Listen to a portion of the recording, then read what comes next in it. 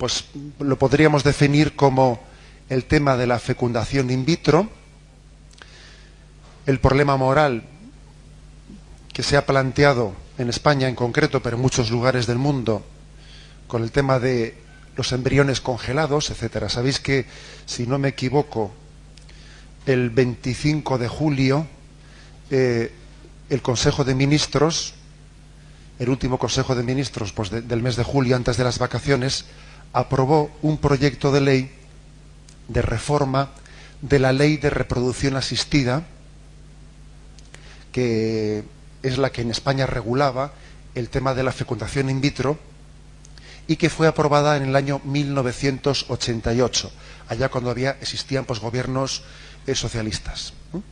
Entonces esa ley estaba pendiente de algún tipo de reforma. Era necesaria la reforma, sobre todo pues por el hecho de que decía que los embriones que eran congelados serían congelados durante 5 años. Y luego no decía qué pasaba después de los 5 años. Pues bien, ya había muchos embriones que llevaban bastante más que 5 años congelados, y ya, evidentemente, la ley, aunque solo sea por eso, ya exigía una reforma, y todo el mundo estaba pendiente de ese tema, y finalmente el 25 de julio fue aprobado ese proyecto de reforma de la Ley de Reproducción Asistida, que posiblemente va a ser la última ley que va a ser tramitada en la presente legislatura, pues porque ya no va a haber ninguna otra ley de aquí hasta las elecciones generales de marzo que sea tramitada a nivel parlamentario. Bien, es un proyecto de reforma, lo que quiere decir que todavía tiene que ser sometido a temas, a un debate parlamentario, a reformas, etcétera, etcétera, y también creo que es bueno que nosotros lo sepamos para que, en la medida de que cada uno de nosotros pueda intervenir en el debate público, ahora también diré de qué forma se puede hacer esto, en la medida que podamos intervenir, intervengamos y hagamos todo lo posible pues para que ese proyecto, esa reforma de un proyecto de ley de ese calibre moral, pues sea, no voy a decir bueno, sino lo menos malo posible. Y es una forma de decirlo. Bien, antes de entrar en el tema de la ley, que es quizás lo que le da una gran actualidad a esto, creo que previamente conviene hacer una breve exposición moral sobre cuál es la doctrina católica sobre el tema de la fecundación in vitro. Existe un documento clave, que es Donum Vitae, que es el documento oficial de la Iglesia Católica que aborda el tema de la fecundación in vitro, etcétera. No tiene la calificación de encíclica, pero es un documento de máxima autoridad en el que la Iglesia compromete su magisterio dando doctrina sobre lo que opinamos de ese tema de la fecundación in vitro. ¿Qué es lo que opinamos? Bien, para nosotros tenemos una concepción de la paternidad y maternidad sagrada, porque la maternidad y la paternidad es una colaboración con Dios en la transmisión de la vida. Hay una colaboración entre Dios y el hombre, una colaboración a un nivel, podríamos decir, grandioso. Nunca el hombre y la mujer colaboran tanto con Dios en esta vida como en la misma fecundación in vitro. Perdón, en la misma... absolutamente al revés, ¿verdad? Como en la misma paternidad y maternidad. Porque, fijaros, allí donde el hombre y la mujer engendran, Dios crea el alma, infunde el alma, y surge un ser humano como colaboración entre Dios y el hombre. Cuando decimos, ¿no?, eso de hemos tenido un niño y Dios nos ha dado un niño, decimos esa expresión, y a veces cuando te vienen los padres así con un niño para bautizar, pues yo les suelo decir esa expresión, ¿no? Habéis tenido un niño, Dios os ha dado un niño. ¿Cuál de las dos expresiones es cierta? Las dos son ciertas, en dos niveles distintos.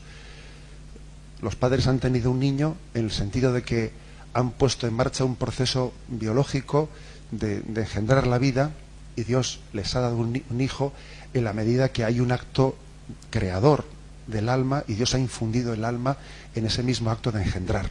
Son dos dimensiones, la biológica y podríamos decir también la ontológica de la creación del alma, que se funden. en ese mismo acto de la concepción. Bien, ese es el punto de partida. Yo recuerdo de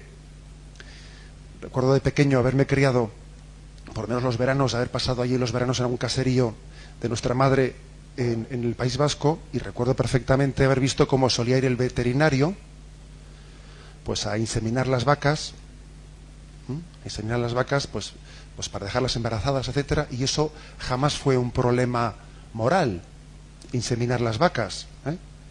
¿Por qué? Pues porque entendemos que las vacas no tienen esa dignidad equiparable al hombre.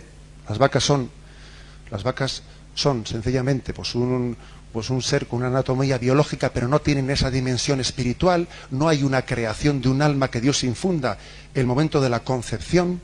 Por lo tanto, no hay ningún problema moral en inseminar pues una vaca.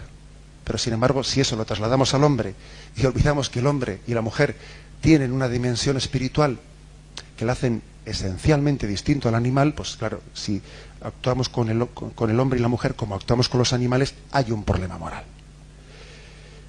Lo que la Iglesia Católica afirma es que el acto del amor humano, el acto sexual, que es el acto de amor humano, es el único marco digno en el que el hombre puede ser engendrado. Que solamente el acto sexual, que es el acto de amor, el acto de entrega del hombre y de la mujer, en esa dimensión unitiva, es el lugar adecuado, digno, para que Dios pueda dignamente infundir el alma, infundir la vida. Esa es la afirmación, podríamos decir, básica, central. ¿Por qué? Pues porque el hombre es hijo del amor de Dios. Dios ha creado el hombre por amor. Y el hombre, que es imagen y semejanza de Dios, pues es lógico, es de sentido común, que la forma que tenga también de transmitir la vida sea en un acto que sea imagen y semejanza de Dios, que es el acto de amor. En la forma en la que Dios ha querido que el hombre y la mujer sean engendrados, que es un acto de amor, somos también imagen y semejanza de Dios, porque no estamos aquí por casualidad, porque Dios estuviese aburrido, porque aquel día Dios, cuando creó el mundo, no sabía qué hacer, porque no, estamos aquí por un acto de amor de Dios, un acto de amor que creó el mundo. Y somos imagen y semejanza de Dios también en la forma de engendrar. El hombre engendra por amor, porque es imagen y semejanza de Dios que creó no por capricho, no por casualidad, sino por amor. Ese es un principio fundamental. Y entonces, la Donum Vitae, este documento magisterial, lo que viene a decir es este punto primero: solamente el acto de amor, el acto de amor expresado sexualmente, es el lugar digno en el que el hombre y la mujer pueden ser engendrados, y por lo tanto es inmoral disociar la dimensión unitiva y procreativa. Que eso también lo dijo la Humanae Vitae, la encíclica que denunció la inmoralidad de la anticoncepción. Fijaros que con la Iglesia Católica nadie podrá decir que no es coherente en sus principios. Habrá quien podrá decir que está en contra, pero yo creo que nadie podrá acusar a la Iglesia Católica de ser incoherente. Por la misma regla de tres que la Iglesia Católica en la Humanae Vitae en el año 1968 dijo que es inmoral separar la dimensión unitiva de la procreativa y que uno pretenda tener relaciones sexuales cerrándose a la transmisión de la vida, porque lo que Dios ha unido que no lo separe el hombre, y Dios ha unido la dimensión unitiva y la procreativa, por la misma regla de tres ahora dice pues el aspecto correlativo, que es: si era inmoral pretender quedarme únicamente con la dimensión unitiva, rechazando la procreativa, también es inmoral pretender tener únicamente una dimensión procreativa al margen de la dimensión unitiva del amor. Por la misma regla de tres. Es una cosa y es la otra. Aparte, también hay que decir que la misma medicina está traicionando su vocación su vocación terapéutica, cuando en vez de sanar las enfermedades, está como huyendo de afrontar el problema de la enfermedad y ser terapéutico, y huyendo y buscando como un atajo distinto. Es decir, es que, vamos a ver, es que cuando yo creo un niño en un laboratorio, no estoy sanando la infertilidad. ¿Me explico? Es que si una persona tiene un problema de infertilidad, se esperaba de la medicina que se centrase en sanar la infertilidad. No que, dejando a un lado ese asunto, que era el que le competía, por cierto, se dedique a fabricar un niño, ¿verdad? Eso no es un acto médico, eso no es un acto terapéutico, eso es un acto de laboratorio, es un acto... Eso está al margen de la vocación médica. Lo mismo que también pasaba con el tema de la Humanae Vitae. Tampoco es un acto médico el que la medicina entre en el mundo de la concepción, perdón, de la anticoncepción. Es que es terapéutico, o sea, son terapéuticas unas pastillas para no concebir. Es como si uno va a un médico y le dice, ¿me puede dar usted una pastilla para quedarme sordo esta noche? O me puede dar usted, no sé, una pastilla para quedarme cojo. Oiga, pero hombre, si la sordera no es una enfermedad para que yo le medique contra ella, o sea, es que precisamente oír es una función natural, ¿no? Es como si uno me va a poner un parche para quedarme ciego, pero hombre, eso no es un acto médico. Bueno, es que exactamente eso estamos haciendo, ¿no? Me estoy medicando para no ser fértil. Oiga, es que la fertilidad no es una enfermedad para medicarse contra ella. ¿Entiende? O sea, eso no es un acto médico. Eso es subvertir la finalidad de la medicina. ¿De acuerdo? Eso creo que hay que tenerlo claro. Bien, desde el punto de vista de la fecundación in vitro hay que decir lo mismo. Exactamente lo mismo. No es un acto médico fabricar un niño en un laboratorio. Eso no es un acto médico. Aparte que bastante contradicción es el hecho de que un tanto por ciento altísimo, porque no sé si aquí nadie está haciendo la reflexión de por qué hay tantísima gente estéril. Ahora, hay un nivel de esterilidad hoy en día muy superior al que existía antes. Y dice a unos que esto es que mucha gente tiene espermatozoides vagos porque es una generación vaga, ¿no? Bueno, eso yo creo que es un comentario un poco de risa que he escuchado yo por ahí, ¿no?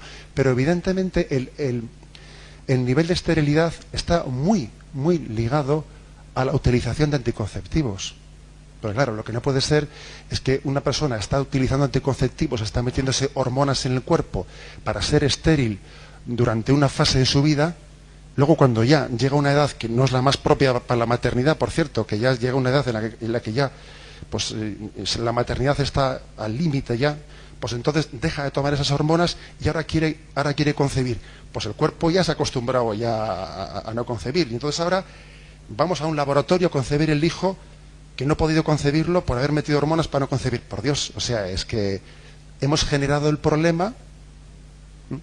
Hasta un 80% en Inglaterra, tengo estos datos de Inglaterra, no de España, hasta un 80% de las mujeres que han sido tratadas en Inglaterra con fecundación in vitro, se estima que tuvieron como causa de su esterilidad el haber tomado anticonceptivos de una manera continuada anteriormente.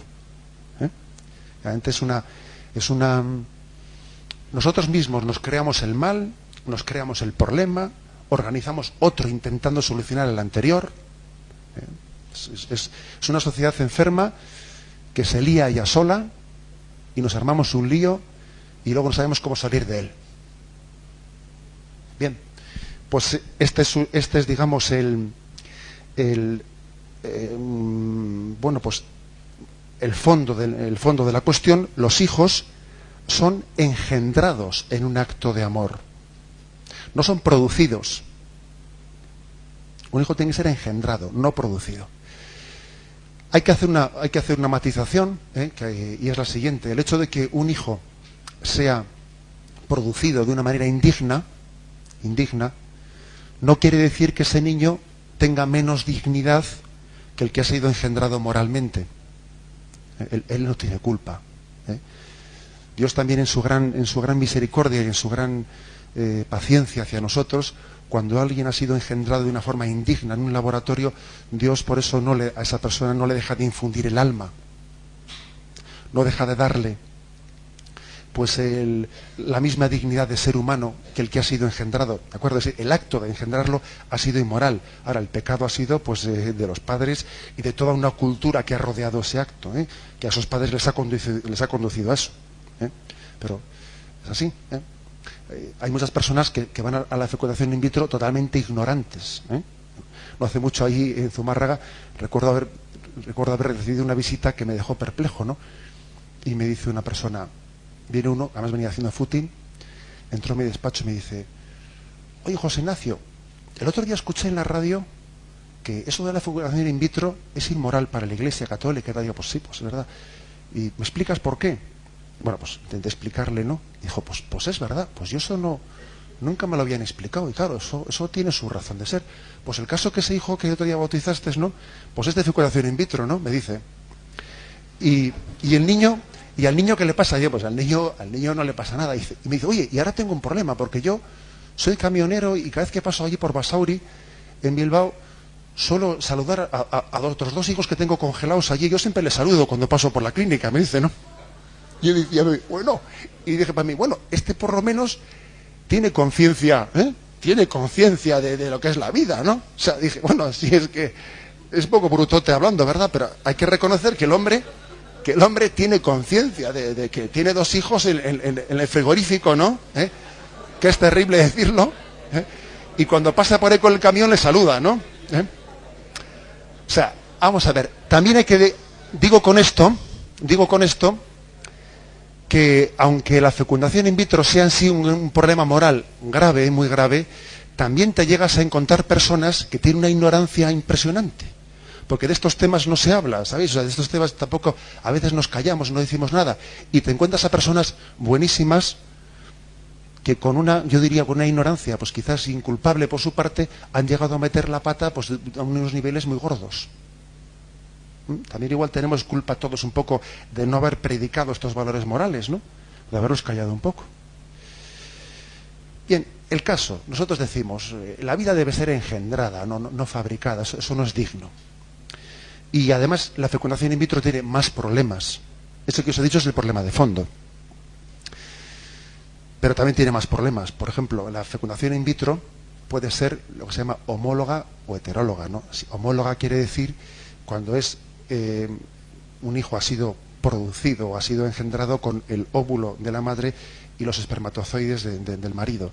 Pero heteróloga es cuando pues se ha buscado pues el espermatozoide de otra persona, los óvulos de otra, que por cierto no sé quién me contó el otro día, pues que no sé qué clínicas pues a los chicos por ir a ser donantes de esperma les dan muy poco, ¿sabes? Creo que les dan un bocadillo y poco más, pero a las chicas para hacerse donantes de óvulos pues les suelen dar más o menos como lo que cuesta un fin de semana, pues para 30 euros para pasar el fin de semana, ¿sabes? Y uno va allí, le hace una estimulación ovárica para producir óvulos, se los sacan, bueno, con esto ya tengo para el fin de semana. Eso es así. El otro va y si uno va y es donante de esperma, pues a este le dan un bocata y un poco más, ¿sabes? Eso es más barato, ¿no? Es que es terrible, Es que ojo, es que es terrible. Entonces, la verdad es que otro de los pecados que todavía se añaden a esta cuestión, pues es el hecho de que si la fecundación in vitro es heteróloga, todavía eso atenta contra la integridad del matrimonio. Sí. Este es nuestro hijo, sí, este es nuestro hijo por decir algo, ¿no? Vamos, es el hijo del que fue allí, que quería un bocata, que tenía hambre, y el otro que... O sea, es que, ojo, es que eso atenta contra la integridad del matrimonio, ¿no? Aparte que quien dijo, bueno, aquí yo voy, que me saquen unos óvulos y tal, eso es esa persona qué responsabilidad tiene en su vida, ¿no? La fecundación in vitro heteróloga todavía añade un drama mayor cuando atenta contra la integridad del matrimonio. ¿Y os pensáis que estas cosas no afectan para nada a la unidad del matrimonio? Y un jamón. Estas cosas, claro que afectan a la unidad del matrimonio, porque la unidad espiritual y la unidad biológica pues, están perfectamente unidas. No son cuestiones que se pueden disociar. Lo espiritual, lo biológico, tal, no, todo eso forma una unidad, que es la que unifica y une el matrimonio. Bien, pero además hay más problemas todavía. pues eso fuese poco. Hay más problemas porque la fecundación in vitro supone una complicidad moral muy grave pues con una práctica abortista. Porque claro, si yo resulta que empiezo a fecundar óvulos, ¿no? Empiezo a obtener embriones y digo, mira, no le veo yo espabiladito, tiene el citoplasma un poco, no me gusta, fuera. Le veo yo un poco lento subdividiéndose, ¿sabes? Porque en 5 horas resulta que en vez de subdividirse pues las células en 8, que es lo bueno, en 5 horas ha subdividido 4 solo. No tiene un poco de agilidad. Venga, fuera. Y entonces hacemos una práctica eugenésica terrible, que consiste en la que uno se constituye en árbitro de la vida y subdivide los embriones en viables y no viables. Venga, no es viable, fuera, parece que es viable, tal, ¿no? Tiene mala cara. Y entonces resulta que la fecundación in vitro supone una manipulación eugenésica muy grave, y supone una complicidad con el aborto, claro. Es verdad que desde el punto de vista, en la concepción natural, también existen esa especie de abortos naturales. Pero 2 cosas. Primero, son naturales. Tú no te constituyes en árbitro de la vida de decir, tú va aquí, tú va aquí, tú va aquí, pero hombre. Y en segundo lugar, en cuanto a número, son muy inferiores ese número de abortos naturales que se producen que los abortos artificiales, los abortos que se están produciendo en la fecundación artificial. Es muy superior el número de abortos que en la fecundación natural. Y aparte tú eres cómplice moral de ellos. Eso es otro problema muy grave en la fecundación in vitro. Porque claro, te dicen, en España hay un nivel de fecundación in vitro muy bueno, porque hasta el 24% prosperan. O sea, ¿me está usted diciendo con eso que el 76% se ha quedado por el camino? Es que claro, lo está usted diciendo, ¿no? Está, por lo tanto, intrínsecamente ligado, necesariamente ligado, la fecundación in vitro a una complicidad con el aborto, con una selección eugenésica del aborto, en la que uno se constituye un poco en el doctor Mengele, y está diciendo, venga, tú para aquí, tú para allá. Eso es otro problema moral serio. También este documento de la Donum Vitae, habla no solamente de la fecundación in vitro, sino también de la inseminación artificial. Y por inseminación artificial quiere decir pues que no ya que un óvulo y un espermatozoide sean concebidos en una probeta, en un laboratorio, sino que se haga una inseminación artificial, que quiere decir que bien sea el semen del marido o de otra persona distinta, se insemine artificialmente en una mujer al margen del acto sexual. Aunque es cierto que la inseminación artificial no tiene tantos problemas como la fecundación in vitro en cuanto a complicidad con el aborto, en cuanto a ese tipo de cosas últimas que he dicho, sigue siendo inmoral porque supone violar el principio antropológico que he dicho al principio, que es que únicamente el acto de amor puede ser el lugar legítimo y digno en el que la vida sea concebida. Por tanto, sería inmoral todo aquello que sustituyese el acto de amor. El documento hace una matización que es la siguiente, que es que si, por ejemplo, la medicina interviene después de haber tenido lugar el acto sexual, el acto de amor, y bien sea porque los espermatozoides no tienen cierta capacidad de llegar a fecundar después de haber tenido lugar el acto sexual, si la medicina interviniese después haciendo que esos espermatozoides lleguen a fecundar, no habría objeción moral. La objeción moral está en que se intente sustituir el acto sexual, el acto de amor, con un acto de técnica médica. ¿De acuerdo? Bien. Además, todavía nos metemos en una cuestión más de fondo, que es la siguiente. La fecundación in vitro parte de una mentalidad básica, que es una concepción de la sociedad en la que parece que uno se cree con derecho a tener un hijo. Oiga, es que yo tengo derecho a tener un hijo, ¿no? ¿Usted tiene derecho a tener un hijo? ¿Es que un hijo es un objeto de derecho? ¿O un hijo es un sujeto de derecho? Vamos a ver. O sea, verdaderamente partimos de una concepción en la que uno dice, bueno, yo por qué no voy a poder tener un hijo. Si lo tiene el otro, pues yo lo puedo a cualquier. No, mire usted, eso es una equivocación. Tenemos una filosofía egoísta, ególatra, egocéntrica, en la que uno parece que tiene que satisfacer sus deseos. Pues si quiero algo, aprieto un botón, o pago a alguien, o no sé qué hago, pero lo obtengo, ¿no? Y desde esa concepción así egocéntrica, pues uno traslada eso al tema de la paternidad y parece que tiene derecho a tener un hijo. Es que el sentido nuestro, nosotros pensamos, fijaros, que el hijo, o sea, que la adopción es un derecho del hijo a tener unos padres. La adopción no es un derecho de los padres a tener un hijo, sino un derecho de un hijo a tener unos padres. Es que es justamente lo contrario, tal y como se percibe socialmente las cosas. La adopción es un derecho del hijo, al cual tienen que adaptarse los padres y ver quién tiene un poco la capacidad pues de adecuarse a ese derecho que tiene el hijo. Por tanto, la adopción es un servicio. No es un derecho para satisfacer mi ego. La adopción es un servicio. Tener un hijo es un servicio de entrega. Es que el gran drama que existe hoy en día es que los hijos se buscan no como un servicio para entregarme a ellos, sino como algo para sentirme realizado. ¿Cómo para sentirme realizado?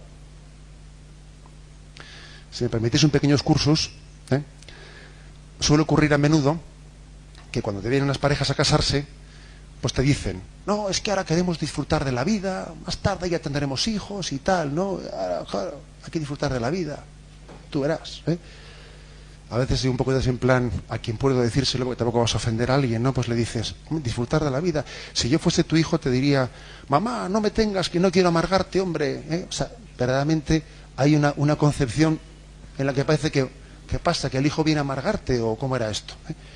Entonces, claro, resulta que pasan los años, no tienen hijos porque dicen que quieren disfrutar de la vida.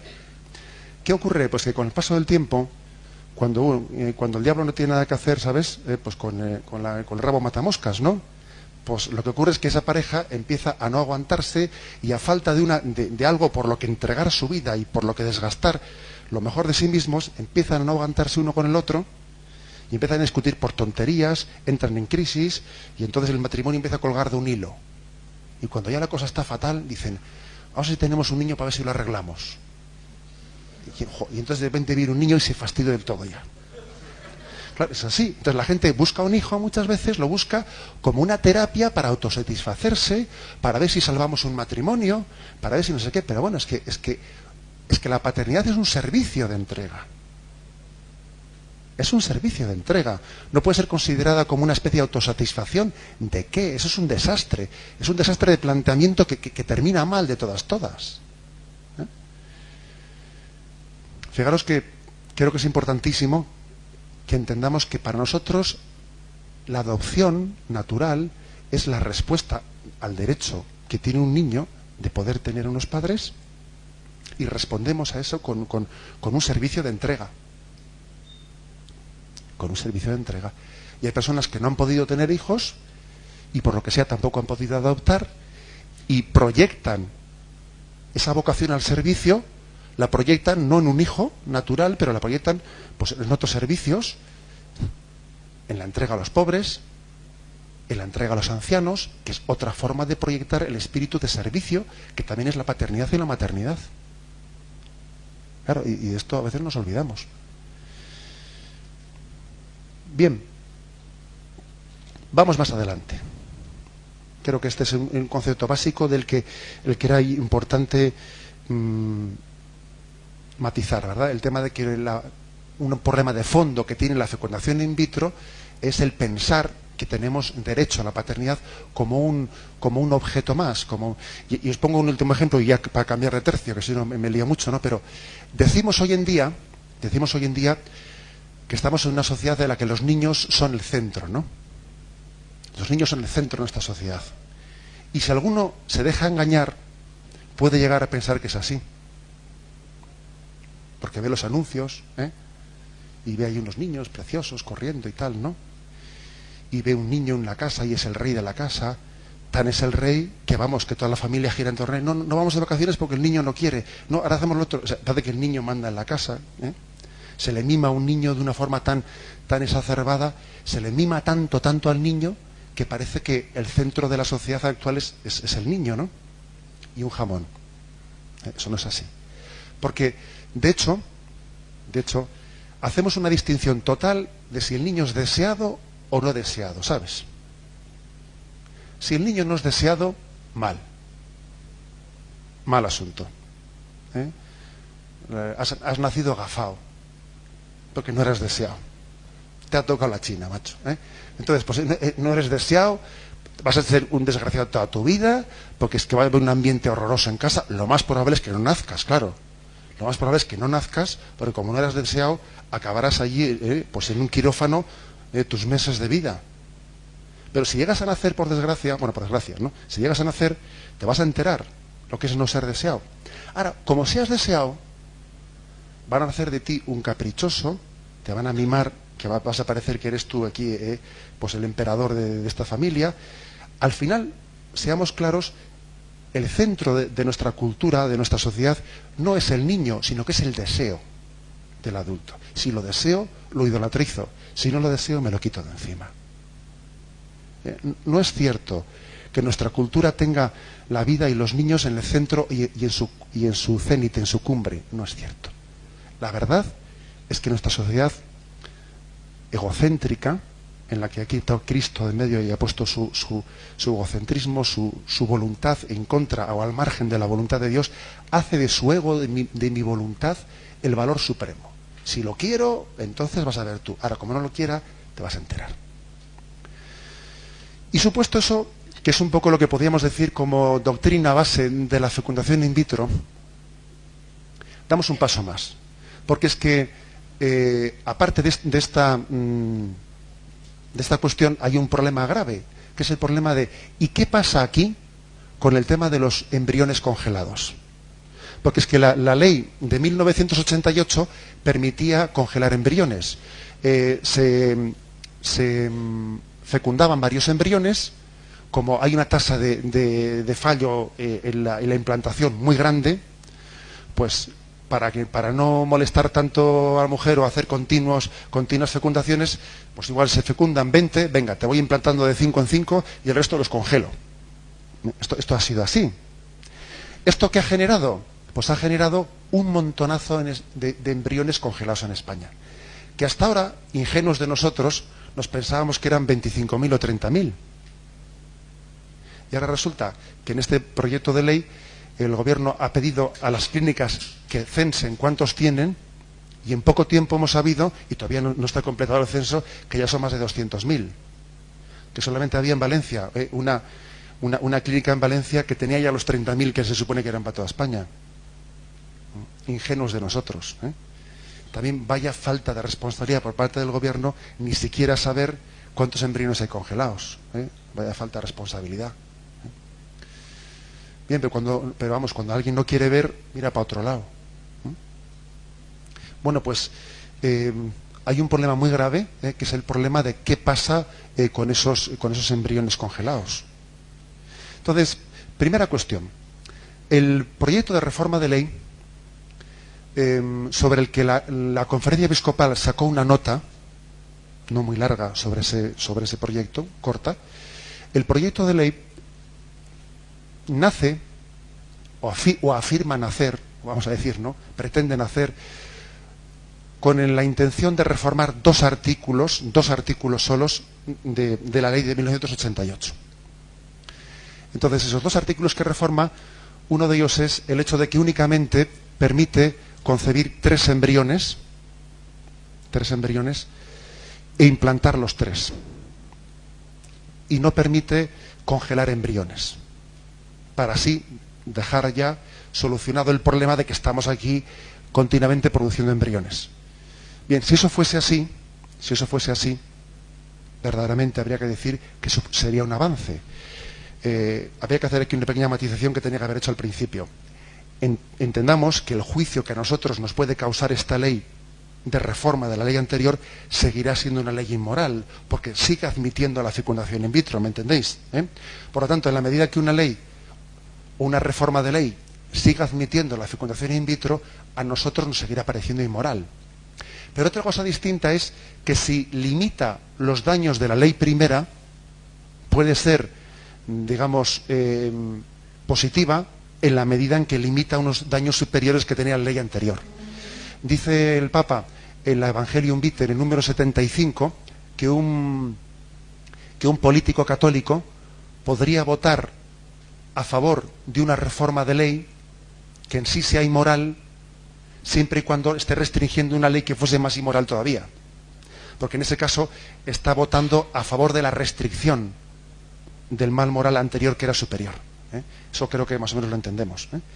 Ahora, lo que hay que demostrar en este caso, lo que hay que demostrar es que en este caso sea así. Ciertamente hay cosas, como dice la nota de la Conferencia Episcopal, que mejoran, que quedan mejoradas. Queda mejorado el hecho de que se diga a partir de ahora únicamente se podrán fecundar 3 embriones y no 20 como antes. Y antes a una mujer para que hubiese más posibilidad de éxito, se le implantaban 8 embriones.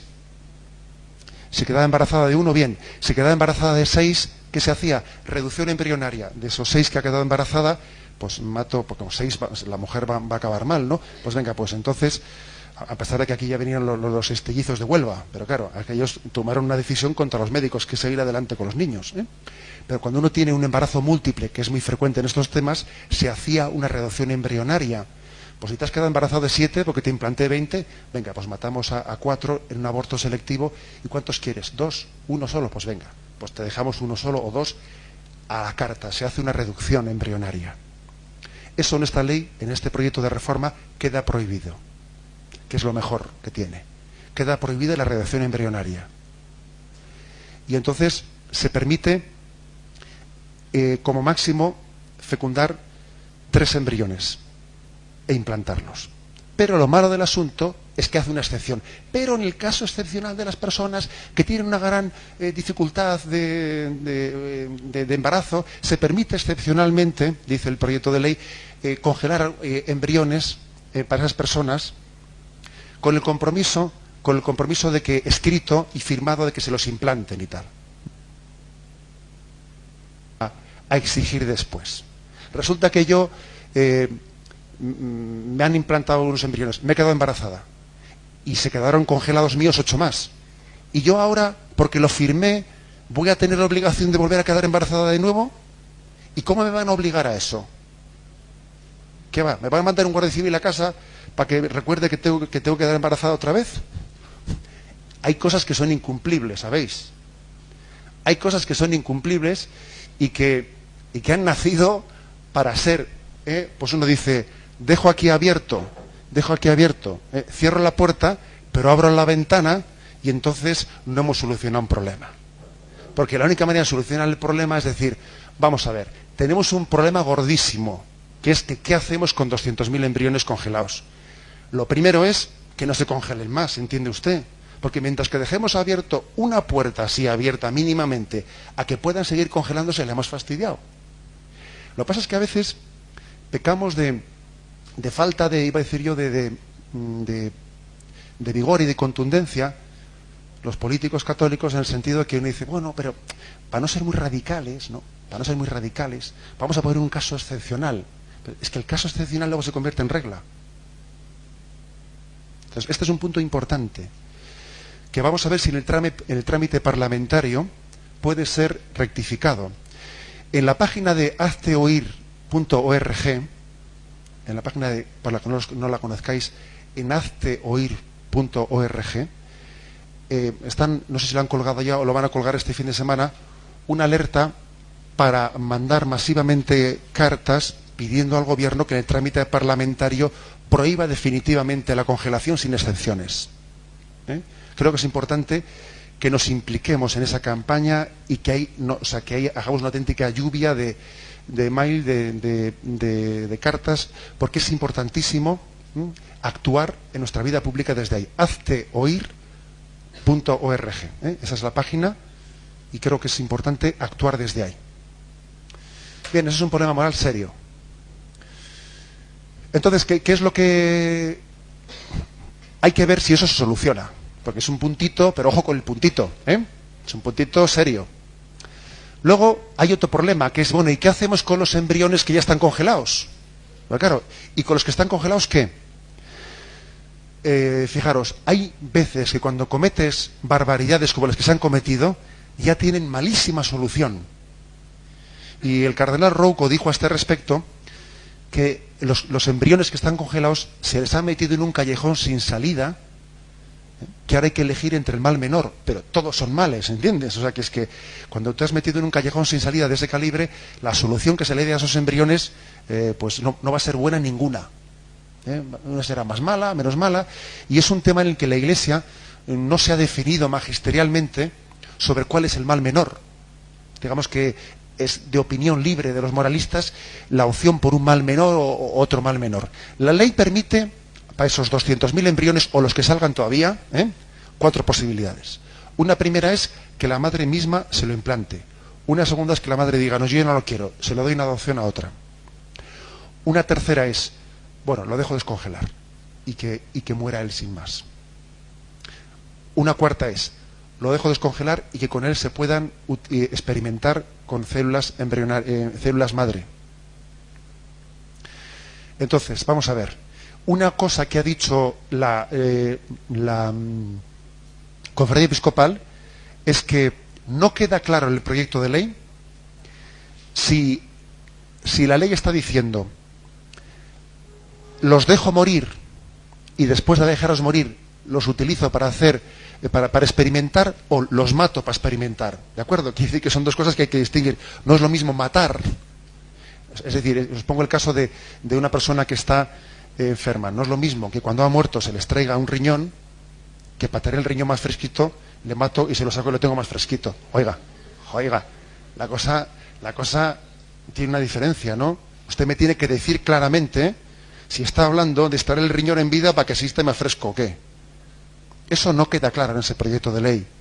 Eso tienen que definir lo que será otra de las cosas de las que también desde Hazte Oír, o también hay alternativas, pues se insistirá en alertas de intervención en la vida pública. Eso también es un punto importante, porque de hecho uno se lee ese proyecto, que me lo he leído unas cuantas veces, y yo no veo ningún sitio que me diga, aunque ellos dicen, sí, por supuesto, ya es estando muerto.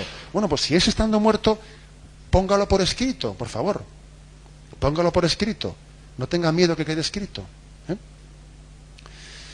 Bueno, entonces, ¿cuál es el problema? Eso es lo que dice la ley.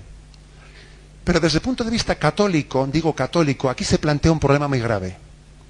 Y os digo, como os he dicho antes, que estamos entrando ahora en un tipo de opiniones en las que la Iglesia, a diferencia de lo que he dicho hasta ahora, en las que la Iglesia no se ha definido comprometiendo su magisterio. Pero aquí se plantean unos problemas muy graves. Porque claro, uno dice, por una parte parece que lo más lógico es decir, bueno, pues esos embriones vamos a intentar darles vida, ¿no? Los implantamos, ¿no? Los implantamos. Sí, pero ojo, eso tiene problemas, ¿eh? Eso tiene problemas serios. Como que, por ejemplo, si eso fuese así, claro, y yo empiezo a descongelar embriones para implantármelos, al descongelarlos resulta que también la congelación y la descongelación son causa de deterioro de los embriones.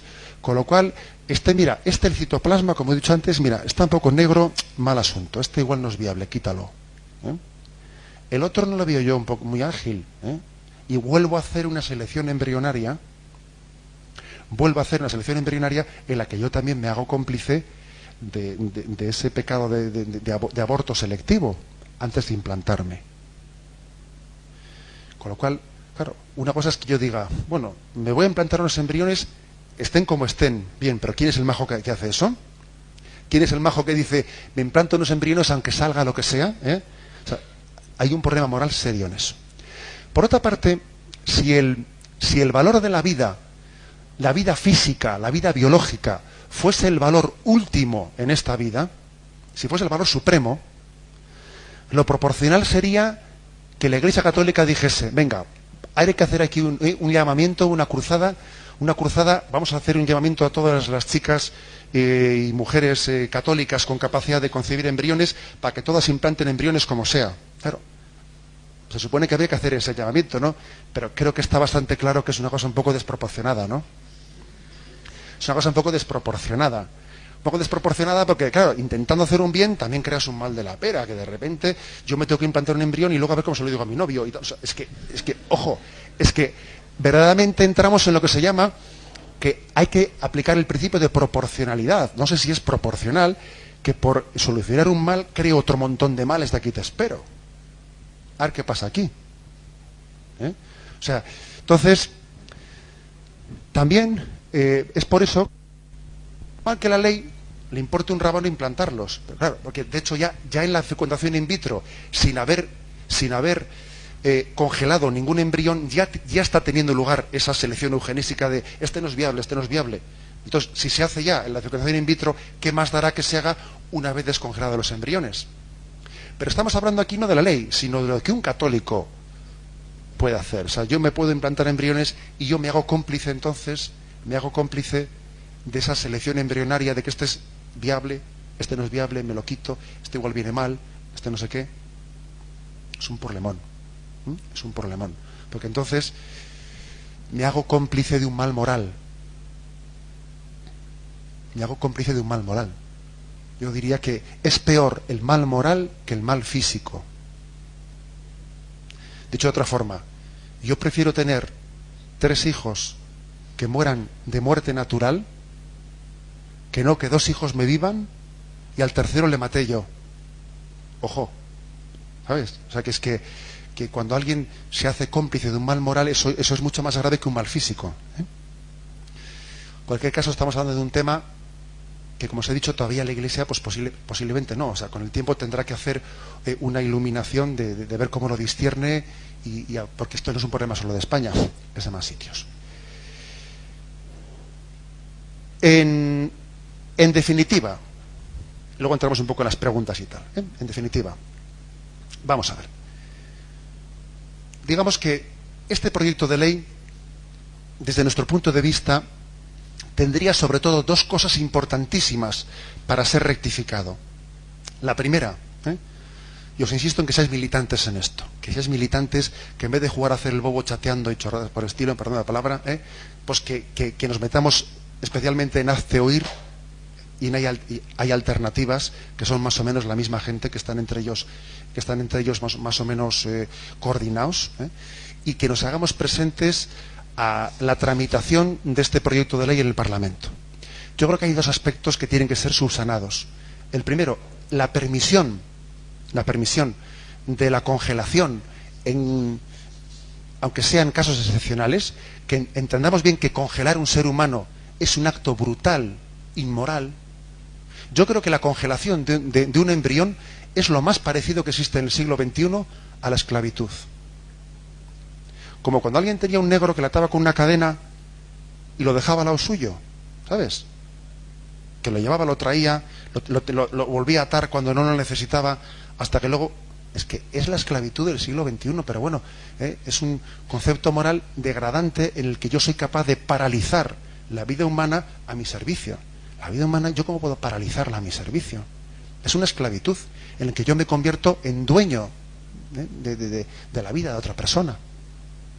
Por eso yo creo que los 2 aspectos principales que teníamos que luchar los católicos no son, el primero, esa excepcionalidad en poder congelar embriones, que además es que no seamos ingenuos, que es que eso luego va a ser al final, va a ser una norma, no va a ser una excepción, porque encima esta ley es tan técnica que luego el desarrollo de la ley que es importantísimo, la letra pequeña de estas cosas se hace a nivel de ministerio, no a nivel de parlamento. Con lo cual perfectamente puede ocurrir que luego, por ejemplo, venga un gobierno socialista en que, sin necesidad de cambiar la ley, a nivel de desarrollo de ministerio, de todo tipo, digamos, de protocolos, etcétera, de clínicas, cambia esos protocolos, cambia ese desarrollo sin tener que cambiar la ley, y te ha dado la vuelta del calcetín totalmente.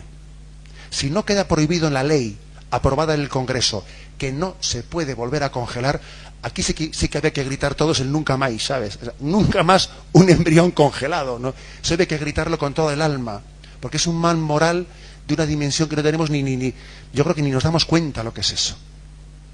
A veces nos echamos las manos en la cabeza por el chapapote, y digo, ¿chapapote? Vas a ver tú lo que hay en las clínicas por ahí de fecundación in vitro. Eso es terrible. Ahí teníamos que gritar un nunca más un embrión congelado. Y en segundo lugar, habría que exigir a la ley, como se lo exige la nota de la Conferencia Episcopal, que tiene que quedar muy claro, si estamos hablando de que yo puedo utilizar el material biológico, las líneas celulares que puedo extraer de un embrión que ha muerto, o estoy hablando, por el contrario, de matarlo, para poder obtenerlas. Claro que es cierto que científicamente es más fácil obtenerlas si las hago si está vivo. Sí, pero oiga, ya sabemos también, me imagino que será mejor un riñón o un corazón de alguien que está vivo que sino que ha muerto hace unas horas, pero no es cuestión de matarlo, ¿no? Y eso es otro punto que queda pendiente de ello. Bien, aunque habría más cosas, como ahora vamos a tener un tiempo de diálogo, de preguntas, etcétera, pues creo que también habrá tiempo de introducir las cosas en este diálogo, ¿eh? Yo termino diciendo una cosa. Aunque este es un problema, este es un tema de ética natural, creo que también se puede y se debe de introducir un argumento religioso, ¿eh? Aunque sea de consumo interno para nosotros, ¿eh? De consumo interno, que nos demos cuenta del valor del embrión humano. Y es lo que he dicho al principio de la oración de entrada. Es decir, el hecho de que hemos pensado alguna vez que el Hijo de Dios se hizo embrión en el seno de María. ¿Has pensado eso? Que el Verbo de Dios, el Verbo encarnado, fue embrión en el seno de María. Si resulta que aquel cigoto era persona divina, ¿le vamos a negar ahora el estatus de persona humana al embrión humano? Yo creo que sería algo impensable. Si fue persona divina aquel embrión que estaba en el seno de María, ¿no va a ser persona humana el embrión ese que está congelado, ese embrión que es concebido? Por eso, ese embrión humano tiene derecho a ser concebido y a ser guardado en un seno con la misma dignidad, con el mismo cariño que fue acogido en María, el embrión del Verbo hecho carne. En el fondo, la Virgen María nos está dando un modelo, una referencia de cómo tiene que ser acogida la vida, con qué cariño, con qué acogida, con qué apertura, no con qué manipulación, no con qué grado sino con qué acogida y con qué seno, con un seno totalmente al servicio, a la entrega del don de la vida recibida de Dios. Creo que ese es también un argumento religioso que nos tiene que motivar mucho para luchar por la dignidad del embrión humano.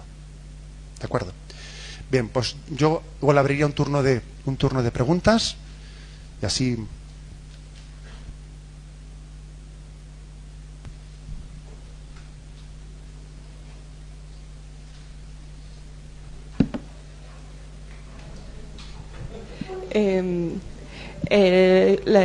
La premisa de la que hemos partido es porque estamos todos creyentes de la dignidad humana está en el alma, o sea, que somos cuerpo y alma. Pero cuando estamos hablando con alguien que no es creyente y que no parte de esa premisa, ¿cómo defenderlo antropológicamente?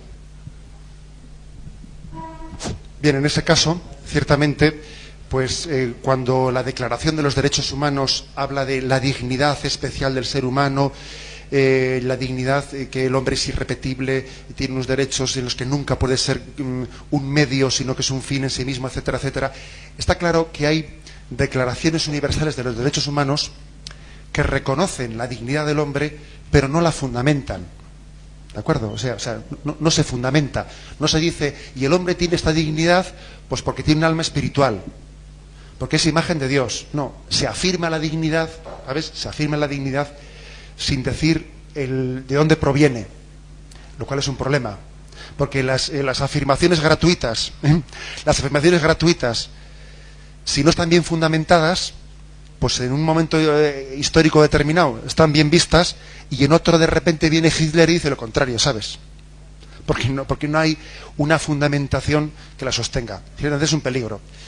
De todas maneras, te voy a decir una cosa, yo creo que estamos en un momento histórico en España que tenemos que aprovechar, que es el desaguisado, el desaguisado que hay con qué hacemos con no sé cuántos mil embriones congelados, el desastre que todo el mundo está diciendo ahora mismo, un montón de diputados en el Congreso que no saben qué hacer con esto, que no, es una patata caliente, que no saben ni cómo agarrarla.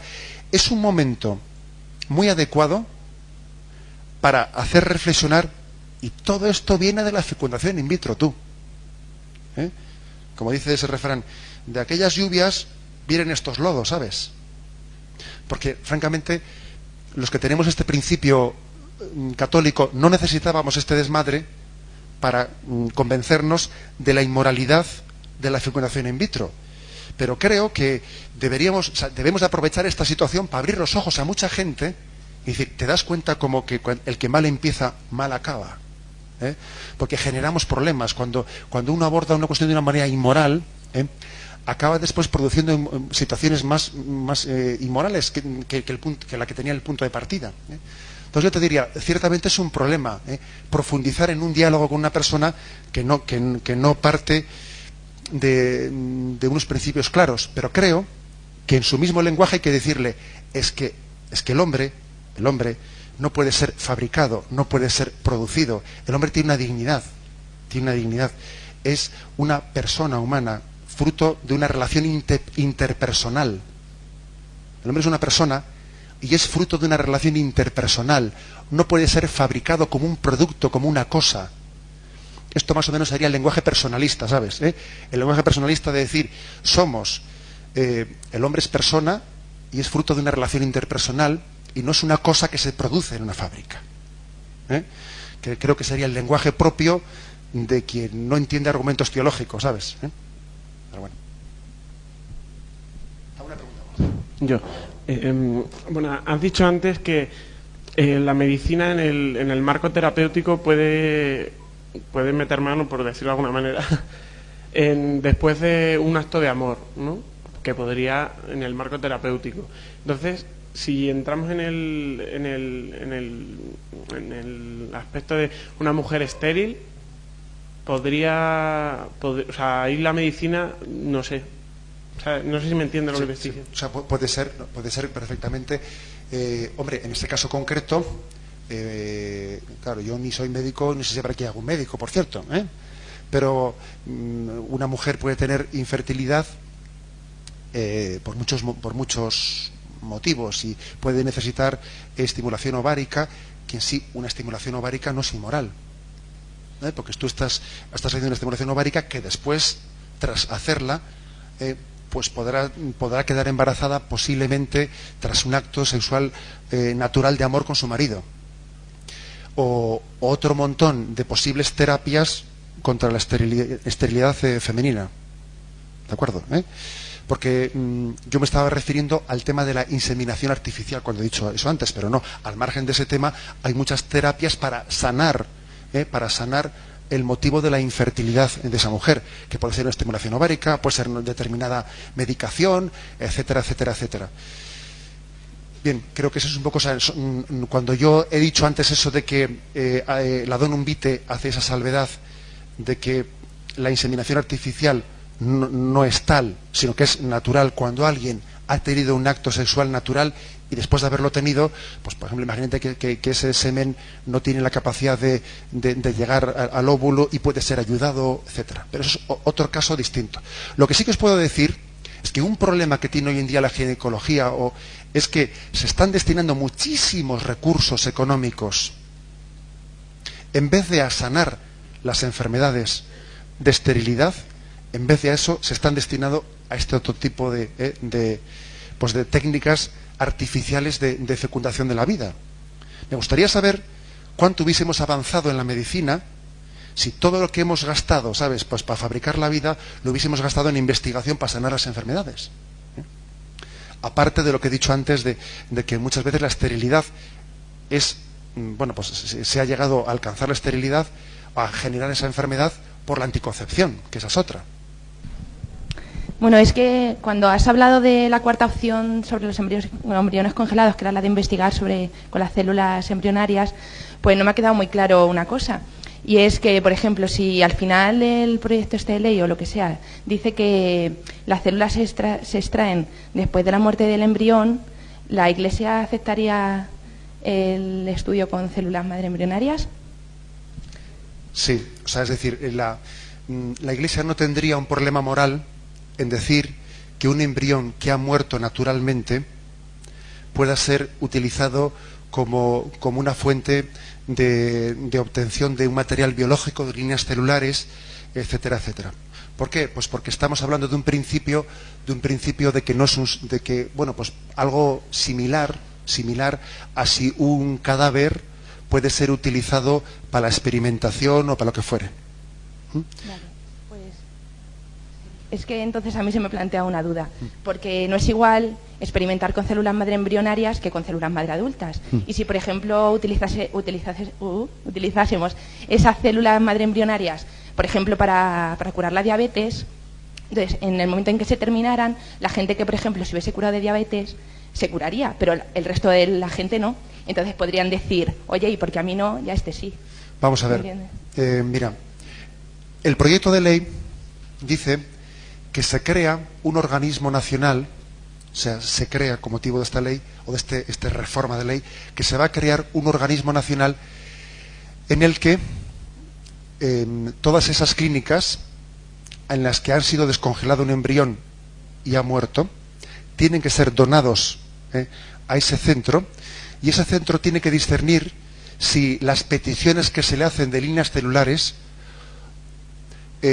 pueden ser solucionadas con células adultas. Si pueden ser solucionadas con células adultas, no se les concede esa utilización de célula madre embrionaria. De lo contrario, sí pueden ser utilizadas. En cualquier caso, yo por lo que he comentado, por lo que he escuchado en torno a unos científicos, estamos hablando de que si tú dejas morir a un embrión, difícilmente vas a obtener una célula embrionaria madre en el sentido pleno o totipotente de la palabra que se dice por ahí a niveles científicos. Es decir, por eso aquí puede existir una gran tentación, que es la de decir, vamos a reanimar al descongelar el embrión, lo reanimamos, lo subimos a 37 grados, le hacemos engordar, dejamos unos 48 horas o más para que se subdividan las células, y ahora que ya ha adquirido de nuevo, o sea, se ha desarrollado de nuevo su vida, ahora le sacrifico porque es mucho más fácil que yo ahora obtenga una célula embrionaria madre. Eso, si fuese así, la Iglesia no lo admitiría jamás.